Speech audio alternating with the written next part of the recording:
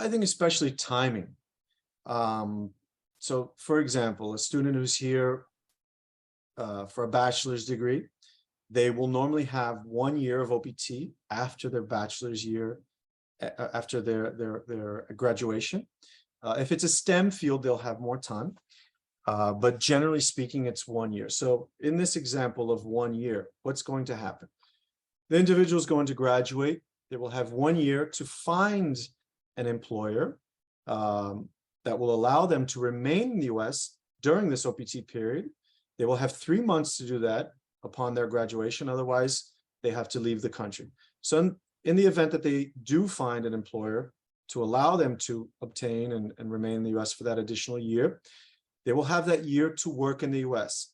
Now, if the individual who is considering EB-5 waits too long to file the EB-5, and in this case, the adjustment of status, there may be a gap between the time that their OPT ends, thus their ability to work, and when they obtain their employment authorization through the adjustment of status process. So the employment authorization application via the adjustment of status, it's a little difficult to predict right now, but generally speaking, anywhere, I would say, in practice between 3 to 6 months, but officially it's actually, if I'm not mistaken, 9 months. And this unfortunately happens with some frequency. People are concerned that once their OPT ends, the company will have to lay them off because they won't be able to work.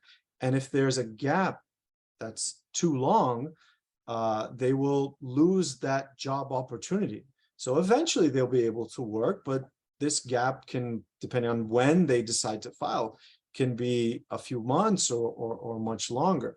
So it's always advisable, if the person has made this decision to pursue EB-5, that they do it as early as possible.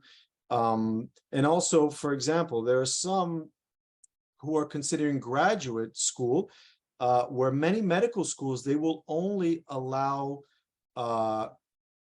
US residents or citizens to apply for medical programs. And I have some clients in that situation.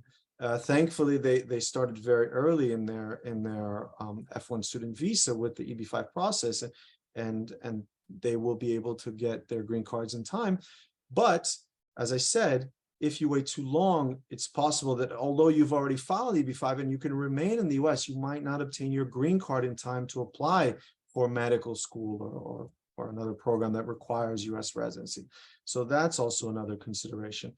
And then maybe the most important one is that as an F1 student and someone, let's say, with limited professional experience, so having, for example, 1 year of OPT legal experience, your only option aside from EB-5 is being able to find an employer who's willing to sponsor you for the H-1B visa category.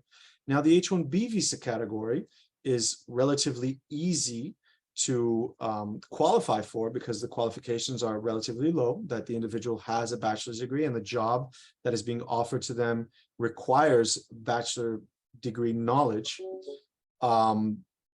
They can participate in the lottery. Now, the challenge is the lottery.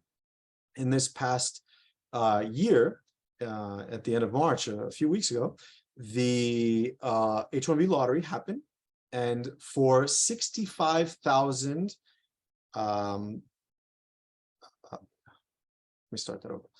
So the H-1B lottery happened. It always happens April 1st, and now it's an automated system. So for the H-1B lottery, there are 65,000 slots, or they call cap, for individuals with bachelor's degree, and an additional 20,000 for individuals who have US master's degree.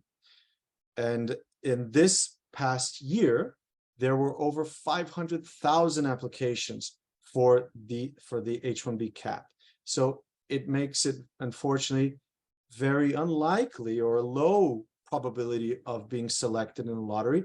And the effect that has is that many employers, they no longer are willing to offer this option to their employees, because at the end of the day, they're going to go through this process knowing that the probability of being selected is very low.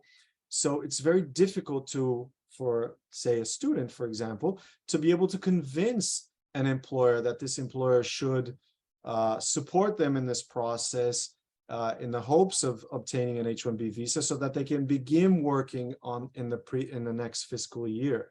So a common call that I have from my clients is that, look, I have my employer, but they say they're not willing to sponsor me for the H-1B. What do I do now? Many multinationals, especially, they have a policy where they will not sponsor H-1Bs for people on OPTs. It's a non-exception, no exception policy. So for reasons like this, students don't really have many options but for EB-5 in the immigration system.